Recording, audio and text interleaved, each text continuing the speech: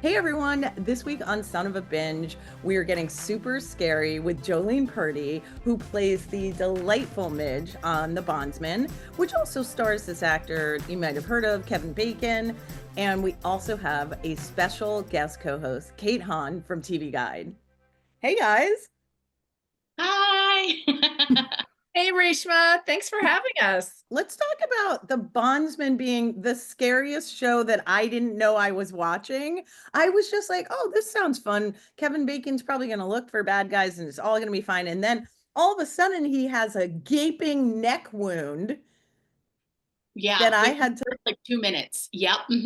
right? I mean, so it really launches you into the horror space immediately, does not give you any breathing room. Absolutely not. I think the whole first two episodes kind of like hit you hard and fast. You don't know if it's a comedy. You don't know like how many kinds of deaths there are going to be. Yeah, a lot of Yeah. twists and turns. So, Jolene, were you into comedy? Were you into horror before you started like doing this project? Like, what was one of your favorite horror films? So I'm a big old scaredy cat, right? I watched it way too early and it ruined me. I did Under the Dome, Stephen King show for CBS, and I got to meet him and thank him for scaring the you know what out of me as a child. So I'm kind of stepping back into it. I love like a campy horror, or like I loved Megan. Megan like filled me. I don't know why. I'm weird. I feel like I just saw the preview. Either Megan's coming back, or it's going back into theaters, or there's a new Megan, and it like piqued my interest. Megan too. Okay. Yeah, yeah, yeah. Very exciting. This is why I love your character, Jolene, because she plays this, she's super sweet at first, in this very, Yes. very dark world. Mhm. Yeah, when I read the script, when it was sent to me, I read it so quickly. I loved it. I saw the casting notes, and I love our casting team, like for always thinking outside of the box, bringing me in for things that I'm not necessarily right for. If I waited for what I was right for, it'd be for forever. But I read it and I saw that they wanted her to be strong, right? The strong woman. And I'm like, but there's a strength in charm, right? A manipulation, which might be a tactic of the devil. So I kind of took that spin and I found it to be more fun and funny and more like twists and turns that I could take it if she utilized it as a skill, as opposed to that's who she is. That oh, you gave me shudders when you said that, and now I'm wondering, are you the devil? Like that is a good twist there. I mean, could happen. A lot of things happen on that show. So, one thing I always ask every guest to do is to describe your show in 30 seconds or less to convince someone to watch it. Oh gosh, okay. Kevin Bacon slaying demons with a chainsaw through the face and fire spits out. Country music, Jennifer Nettles. Comedy, because why not? Beth Grant having like the most epic one-liners ever. And family heart. There's so much heart and love. Strong women who are directing Kevin Bacon, who follows the direction sometimes, and Kevin Bacon. Wow. Kate, I was going to ask you if you want to take a stab, but I don't think we need it. Oh my gosh, I stole it. I'm sorry. No, I think that's the perfect description of the show. And I Yeah. the show. I started it and I really could not stop watching it. So this was an easy, easy binge for me. And Yep. your character pops up in the beginning and then we don't see her for a while and she comes back and I was so happy to see her again because she's like mid-level, you know, hell management or something. I mean, it's a fun Yeah. space you're playing in. Yeah, absolutely. She's been around, right? She knows how this works, but then things change. And I love a character that goes through a change, right? That's why I love TV so much is you get to grow with the character and the writers get to throw things at you that you have to manipulate to work in your brain to be authentic to the show, to the character. And yeah, I love when she comes back with a vengeance. Cookie baking vengeance. Oh my gosh, yes. And I also like how Kevin Bacon calls her like the coordinator. He's like, no, no, she's not my boss. She's the coordinator. And it's such a dude thing to do. If that's what he's got to do to sleep at night, that's what he's got to do. Yeah, you're like, you keep thinking that. Okay, so the way I describe the show, I started to write it, but yours is much better. Kevin Bacon is dead, then not dead, has a gross neck wound that thankfully heals. He kills Demon. He might be alive, but he also might not be. He has a complicated relationship with his ex-wife, who is dating someone who is obviously a villain. Yeah. How did she not see that? Can we talk about that? I mean, have you guys dated? Are you single? I mean, I feel like I've been duped, so I can't blame her. Okay. But he's like obvious villain. Obvious. Yeah, but everyone loves a bad boy, That's right? true. In the That's beginning, true. they're sweet and soft until they actually show their true colors. So she was giving him the benefit of the doubt, heart of gold. That's true. That's true. He did seem for like 5 seconds like he had potential. And then I was like, no, he's evil. He's clearly evil. Mhm. So before we get into the bondsman of it all, when you guys were younger, what were the shows that you binged that you made you fall in love with TV? Okay, well, I am Gen X and I'm from an age of reruns after school. You know, Oh, no parents Ooh. around, latchkey kid. My sister and I would come home and we watched all the classic TV. So we loved sitcoms. We watched everything. I mean, they would just run them back to back. I mean, stuff that was made before we were born. You know, there was I Love Yeah. Lucy and then, you know, we watched all the 70s ones like Laverne and Shirley. Oh, wow. Laverne and Shirley, have to admit, two women together, cracking me up. You know, all of those great, like all the great Norman Lear shows we watched. And this was like, we're alone and small children, and we're watching all in the family. Like, what is this really about? You know, but I loved that. I guess I grew into really liking comedy that maybe made me ask questions. I think that was definitely an impression from my youth, from Oh, my yeah. underage watching of grown-up shows. But that has stuck with me, and I still love comedy like that. And that's why I love this show. It has a little bit of a twist to it. It's not just presenting everything to you. You know, Exactly. you're wondering, like Reshma said, I thought he was okay for 5 minutes. And Jolene, same with your character. You know, we don't really know her. I won't give it away, but there's a great standalone episode where we learn about her past. And it's such a wonderful, refreshing surprise, maybe 3/4 of the way through the run of the show. And I mean, I love stuff like that. And it is from my underage binging. Yeah. Well, I could tell you were a latchkey kid the minute I met you. I was like, this girl seems like she was let in without parents. And but luckily I love how you were like, and then we watched Laverne and Shirley. Like it is so not a risque thing to do. But you know, last episode I watched a Three's Company. My parents didn't let me watch that. Yes, that was another one. Yeah. Jolene, What do was you that? know Three's Company? I know all of them. Gilligan's Island. I was waiting for Gilligan's Island to come out. Mhm. Oh my God, Watched it. Gilligan's. I We sound watched like it. Yeah, and like I did the TGIF thing, I think. yes, Remember there was like the Urkel, the step by step, the like Family Matters. Yep. yes, yes. And Sitcoms then are my and then joy. we had the Thursday, right? Like so I the Friends, the ER, and then Friday was even we could have a like someone should just give us a key to an empty house and a television and we would be happy. So funny. I feel like we're around the same age. Is yeah, as a younger kid watching those shows and then going into the Friends, Will and Grace Yeah. kind of era. What has happened to our multicam sitcoms? I miss them.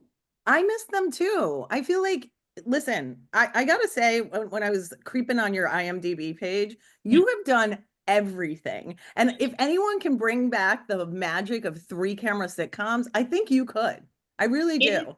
it is my joy. I grew up doing theater, and so the first pilot I ever auditioned for, I ended up booking. I was terrified. Jason Bateman was our director. He taught me how to cheat to multicam by having this code word, and he would go by the camera that I was supposed to cheat to, and he would just say it so that I knew where to square off to. It was so kind and thoughtful, and it would the schedule of a multi-camera sitcom is amazing. The Yeah. comedy, the quick, I love how quick it is. They give you notes in between. It lights me up. Okay, so you are Kevin's reluctant sidekick, Hub and Midge. What a pair. Tell us, what was it like working with Kevin? Like, what did he teach you? What did you maybe teach him? Uh, He taught me grace and thoughtfulness. He is like, when you think Kevin Bacon, like, he's cool, but like, I didn't realize how cool he is. There was a day it was so hot, and all of a sudden, this like ice cream truck comes rolling on to set, and he just made sure everyone had ice cream to cool off for 5 minutes. Like, so thoughtful. I went up on a line once or twice, and we were in the garage scene shooting, and he had a fake beer in his hand, and he just like raised a glass to me. Like, he's just so easy to be around and look at. And look at, you're like, and also vapidly look at. He's beautiful. Do you remember what your first meeting with Kevin was like? Were you nervous? What was that like? Did you have your screen test with him? I had a Zoom chemistry read with him. That's hard. Yeah, because timing and lag and whatever, you're so in your head. And I wanted this role like I haven't wanted a role in a very, very, very long time. And I was less focused on him and more focused on the work. So like, thank God, otherwise I probably would have embarrassed myself. But he was just, again, so just easy breezy reading it with me, and it felt so simple to react off of him. Yeah, and then meeting him in person, we chatted about some friends that we have in common, and walking over the sets and the railroad stuff. I think I tripped probably because I'm clumsy. Yeah, good first impression. Yeah, yeah, great. I love it. What do you think he would say you taught him in this experience? Ooh, how to ramble out pages and pages of expository dialogue with charm. I like that. No, I'm just kidding. The day that we were on the porch and I had 3 pages of basically setting the rules for the show, I love doing that. I love finding twists and turns and ways to make it engaging. I don't know. Yep. But I remember afterwards, he was just like, 3 pages of a monologue, done. And so I know that that was a moment that, solidified us as like, we're in this, we're a team, we got this. Yeah. I love that. And I also love that he was like, thank God she's doing it and I don't have to do this monologue. Mhm. Kate, so what was your, when you first started binging this, she was texting me, kind of live texting me as she did it. I watched it on the treadmill at the gym. So it was like a little miserable on one side, but then also I was like, oh my God, I love this so much. So I will tell you the neck wound took me out for the first 5 minutes. And I was like, I don't know if I can do this. Like, is that neck wound forever? Like, because he had Yeah. just kind of sort of died. And I was like, maybe he doesn't like he doesn't heal. I was like, what's going to happen with this? I can't look at that the whole time. I loved that they just didn't even reference it really, that it just started slowly healing. And again, it was up to you as the viewer to realize, okay, there's something really strange going on here. This Yeah. obviously the fatal wound, but he's healing and he's kind of accepting it as he looks in the mirror. He's not freaking out at how he chose to play. It was really interesting to me. He's like, let's just handle this business, whatever. Yeah. I mean, he put duct tape on it, which was not Right. hygienic. And so like when I thought it couldn't get worse, I was like, oh, now he's like covered it, which I appreciate, but I don't like I was like that adhesive is not good for the wound, but he's already dead. Of course, that character grabbed duct tape because the duct tape is the answer for so many things for him, I'm sure, in his life before this. Okay, that's so true. You know Hub so well. Hub. I've met some hubs. I'm from Maryland. I've met a few hubs. So Jolene, what was your first day on set like? Oh, like not table read, but like on set shooting. Yeah. Oh, wait, you can talk about the table read too. Where do you get most nervous? Do you get nervous at the table reads? I get most nervous the split second before the first take. Like, Okay. I'm totally fine. And then I realize, oh, I have to do this. And I have a moment of panic. And then, you get through one take and you're like, oh, I'm alive. It's great. The table read is where you're first meeting like everyone. So Yeah. that's a little nerve wracking. You also have like sometimes the studio and network. And so there's a little bit of pressure. And you're like, do I really have this job? Am I about to lose it? So that, I guess. But Beth Grant, we did Donnie Darko decades ago. Yes. It was my first movie ever. She got up from the table with everyone there. I was a little bit late. And she ran up and just embraced me. And it was in that hug that I took a breath. And I was like, I'm a part of this. You know, Uh-huh. it still feels surreal to me every time I work on a new project. I love what I do and I love getting the opportunity to do it. I would say the first day on set, I love our hair and makeup team, so it's always like a jam session in the trailer until you go kill demons later. But it was a little bit nerve-wracking. Again, just the amount of dialogue that I had because we block shot. And so I think I first shot the garage scene where I'm like, you're a hard man to get a hold of. So it was a lot of technicalities with that and the lighting and certain shots that we were trying to get. Turning my back all the way around, I was like, I need to do some yoga, Pilates, something. I know. I don't turn like that. Kevin and Beth were just so easy to play with and so safe feeling to take chances. And Senna, who was our director, welcomed me like just throwing things out there to see if they worked, you know? Oh, that's great. So going back to the table read for a second, different actors have different ways of doing table reads. Some put effort into it, some just like say the lines and save the energy for the performance. How are you at table readings? What's your strategy? There's not a lot of table reads that happen anymore. Okay. They're just not doing them as much. Good. And so when I get an opportunity to play with the material ahead of time, I'm kind of excited about it. And I I don't do it as if I'm on the day because I don't have makeup, hair, costumes set. You don't have the reality of the movement of it, but I do try to bring as much of like the essence of what it's going to be and prepare as much as possible. Yeah, I've seen some actors not come back after table reads, so I'm like I better show up. I actually find the table read process because I've had to fill in for some actor friends and table reads, and I find it to be so stressful Yeah. because all of a sudden you're like, oh, I actually can't read. I can't read out loud. Like, what's just happened? It takes you back to elementary school when you're like looking ahead to see what am Yeah. I going to read. Yep. What shows are you two binging right now? Jolene, now that you're done filming, I don't know if you're working on something else. Do you have time to binge anything? I have an 8-year-old, so right now I'm binging Little Shop of Horrors and Hairspray because she's obsessed with musical theater, kind of like her mom. Love Uh, it. but I've taken some time. I just went through The Last of Us, the first season, because the second season just came out. It's terrifying. It's really terrifying. And the fact that people have been playing that video game for so long. So Kate, did you catch up on Last of Us? Or are you not Oh watching? yeah, I've watched and I have the screeners for the next season. I've watched the first two of season two. Okay. That's Some all that's out yet. So we can't not all tell the Jolene what happened, we I'm but won't not tell. something happens. No, we won't, but you'll see it online. I'm telling. like, honestly, you'll see it online. So watch fast. Okay. Yeah, catch up. Okay. Someone like spoiled it for me the other night. So I was like, Oh, boo. I know, disappointing. Okay. One fun thing I want to do is, Jolene, you've been in so many things like I talked about, Breaking Bad, Donnie Darko, White Lotus, Orange is the New Black.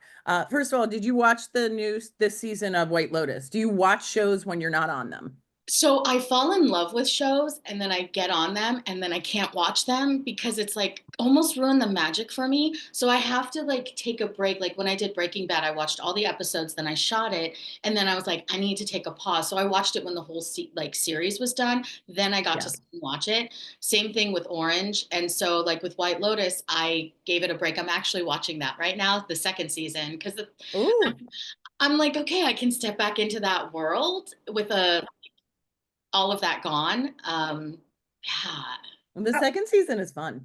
I want to see you come back to that show though. Would you come back to that show? Because we saw you so briefly in season one. And I like, how old is that baby now?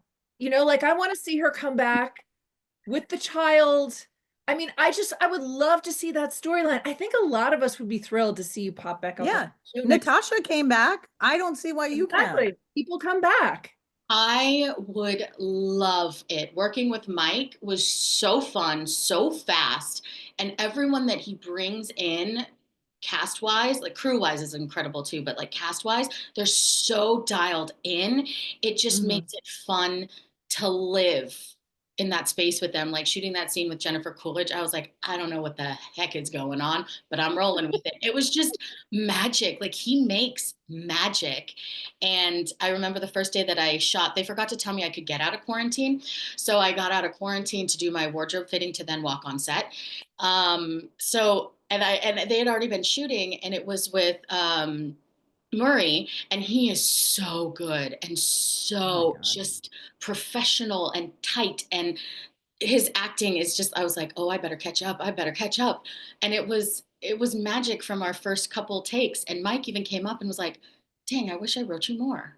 So Mike White, you sure can write me more. Let's Mike White manifest this, guys. A message to Mike White. We want Jolene in the next season of The White Lotus. We want to know what happened to her. What happened to that baby? Let's see her. Too many loose ends. We need like resolution on this. Tie them up. I hope she's not still breastfeeding. That's hope for her. How old would her kid be? Like 5?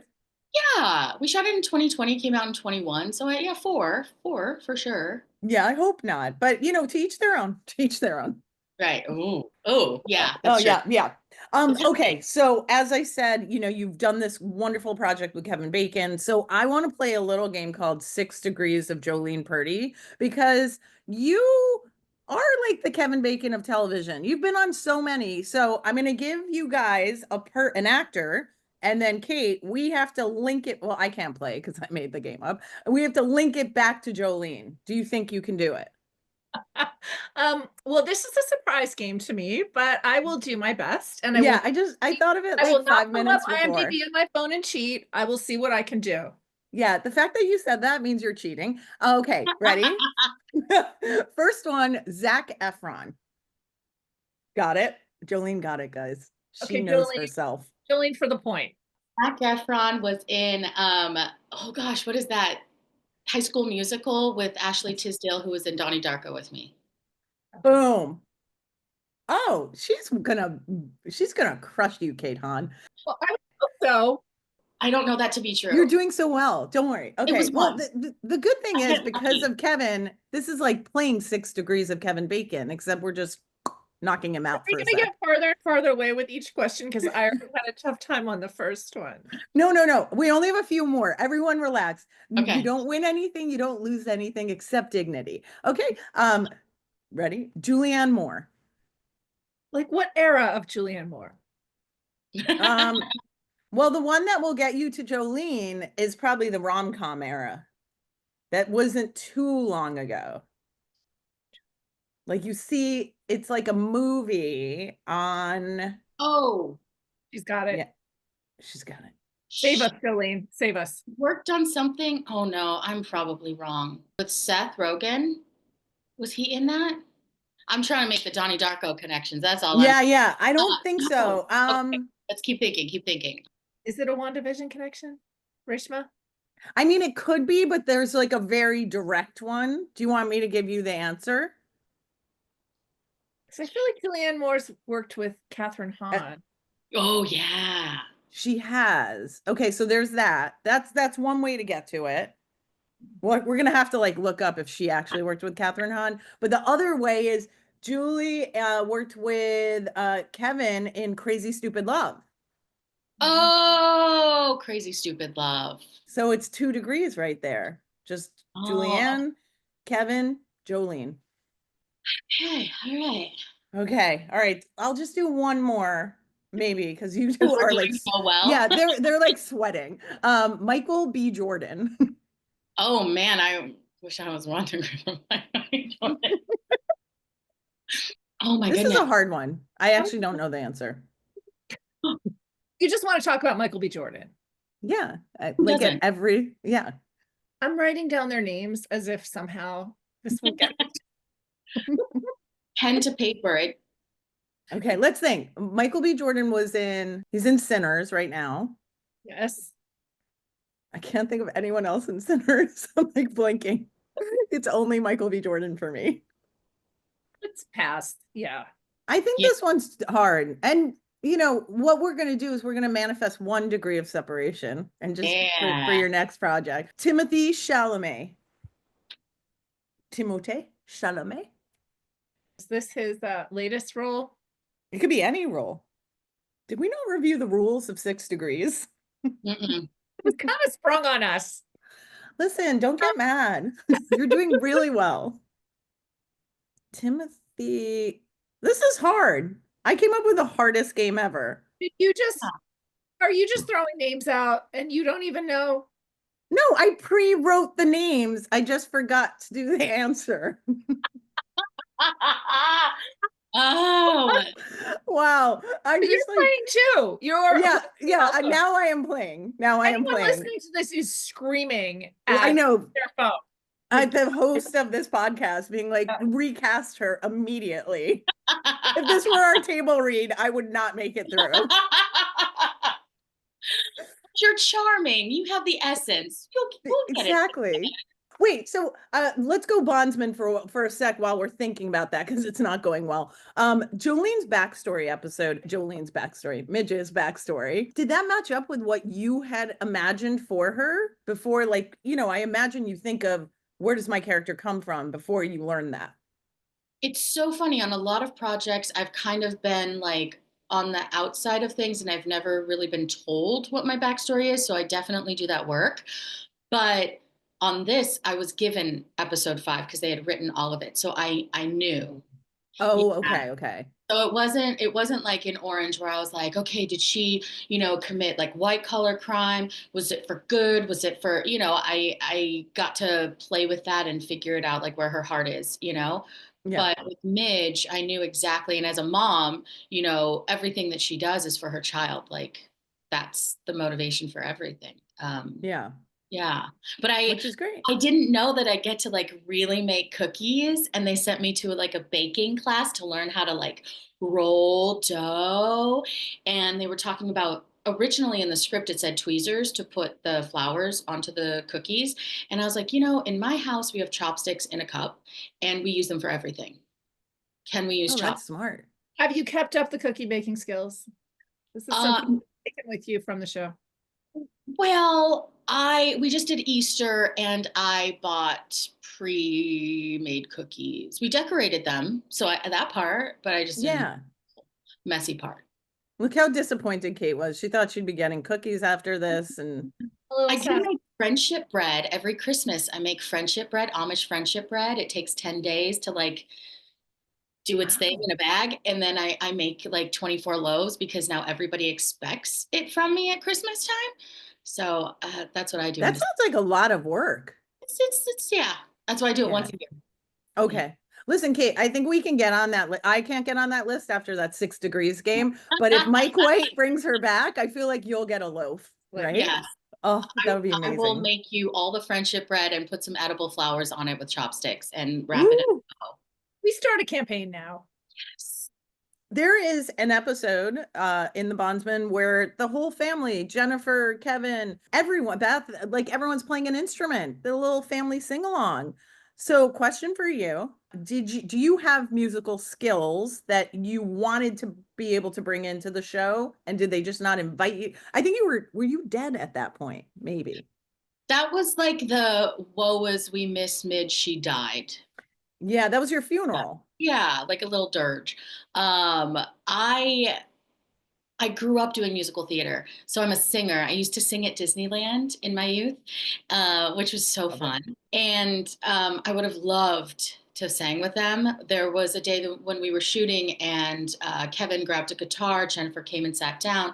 Beth was, singing her harmonies on the side, and I just got a front row seat to a concert. That's right. And I got paid for it because I was on set working.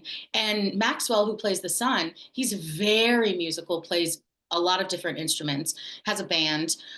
So it's right up his alley. And I did feel a little bit left out. But I'm sure. How did you bond off set? Did you ever go to karaoke? Because I would have gone to karaoke with that cast, except I would not have sang. I would have just sat in the front row. Oh, we did trivia nights. So we Oh, all stayed in the same little town in Atlanta, and Kevin would host brunches, off and on Sundays when we were off and not exhausted.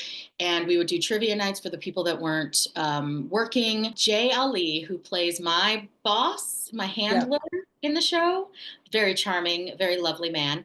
My daughter has like the biggest crush on him, and my daughter came to visit, and we went to karaoke together, and she wanted to sing for Uncle Jay. So she did karaoke. None of us adults were brave enough to, but here's my 7-year-old, Colors of the Wind. Wow. I That know. takes some real confidence. Yeah. I could use some of her confidence sometimes. Yeah. You're in trouble when she's a teenager. Good luck to I'm in you. trouble now. Are you kidding me? I know. It's an opportunity Um, to get for a mother-daughter project. We love those. Could you think you could work with her? I don't know. She's a bit of a diva. But we did do Superstore together. I breastfed her on camera for Superstore. Yeah. And it was America Ferrera was directing, and she was about to be pregnant, or she was like newly pregnant. And she went up to our director and said, she doesn't need a pretend child. She has a real one. And I was like, are you pitching yourself to take that kid's role? What is happening? I can't work with you. Also, I feel like not that I would give her notes, but I would be like, ooh, like it would be a little bit of my, it would like, be hard, right? yeah, but I think I would love it. She told me I'm not allowed to work with any other kids anymore. She's a little territorial. I told her, when you sign my paychecks, you can dictate that to me. Exactly. Yeah. Did Kevin Bacon, when he grabbed his guitar on set, ever sing Jolene to you? Because if not, it's a missed opportunity. It is such a missed opportunity. I feel like we were shooting so like fast. Then they Okay. had to rehearse that, because then they were taping it like 2 days later in the studio to shoot it. And it was a lot of work. Even though we Okay. played a lot, it was, they All felt, right. So season two, that's where I want him to sing Jolene to you, and I expect to see it. Thank you. yes. It's one little job for Kevin. You've done all these wonderful shows. If you had to think of one word to describe your experience on all of these shows, how would you describe the Bondsman? Oh my goodness. One word to One describe word. You can work. do, listen, I make the rules. You can do 3 words if you want. Gosh, I don't want to say fun because that's dumb. Um, there was so much joy. It's another word. But I loved the work that I got to do on it, just the different Mm. colors. So dynamic. I think Dynamic. dynamic. That's a good word. That's a good word. White Lotus. Oh, epic. I mean, I didn't shoot that often. I was chasing sunsets in the waves with that cast. I saved Jennifer Coolidge's life. Um, in Wait, in the excuse me? water. I Can know. you talk? Can you tell us? Yeah, absolutely. Okay. So I got exposed potentially to COVID, so I had to quarantine. On the day that I was coming out, I walked down to the beach, and I see Coolidge just sprawled out on the sand in a giant hat and a white robe from the Four Seasons. And I just went up and I was like, "Hey!" And the boys, the men of the show went running into the water, and she stands up, she takes her hat and her glasses off, drops her robe. She's wearing a black negligee. She turns to me and she's like, "Let's do it." And I'm like, what are we doing? And she runs into the water, and I'm like, I'm not missing this opportunity. So I take my shirt off. I'm in like a sports bra and shorts, and I'm like, good enough. And I go running in after them. 2 seconds later, I turn around and I see Jennifer just spinning in the waves. And I'm like, what is happening? The guys aren't helping her. I go over and I'm like, what are you doing? And she's clutching at her negligee to her knees. And she's like, I have no on. So she can't let her hands go, but she can't pick herself up out of the waves. So I decide this is how I save our national treasure, Jennifer Coolidge, is I put my arms under her arms back to the waves, right? And I drag her back out into the water so that she can dust it off and get it together out there. But a wave hits me, it launches me over her. Now we're both tumbling. I get back up, I try it again. We succeed. We get to deep water. She's fixing the things. And a snorkeler pops up next to us with a camera.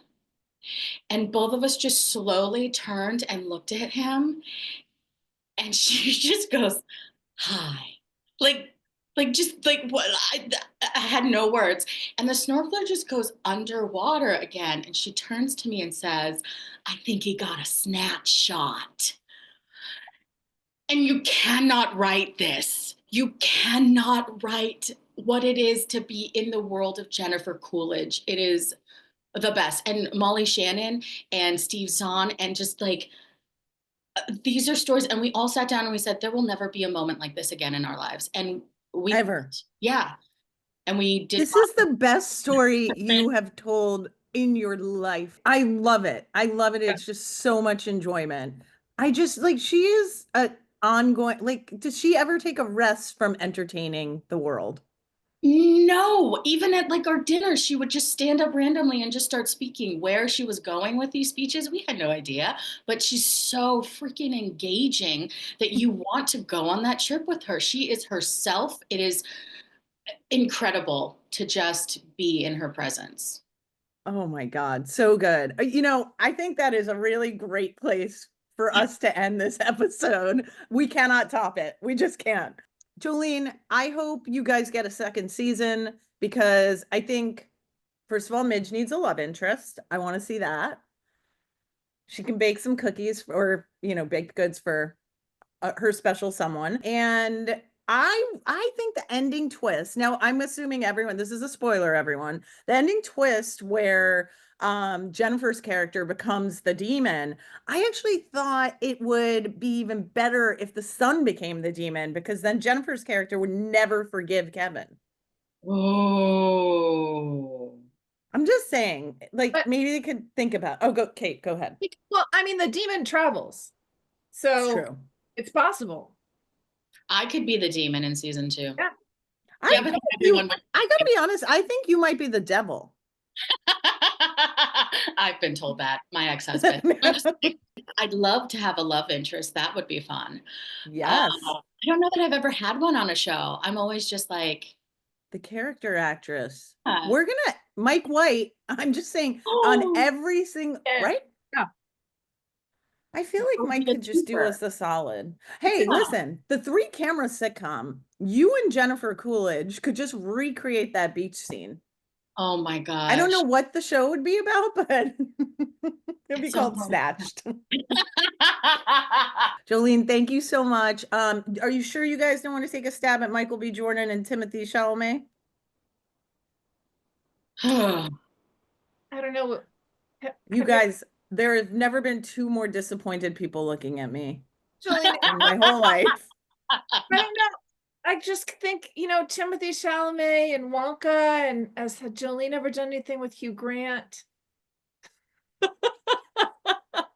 Wait, No, Hugh but- Grant was in 9 months with Julianne Moore. Julianne Moore was with Kevin Bacon. We did it. All right. We did it, perfect. ladies. 2 out All of 3 ain't that.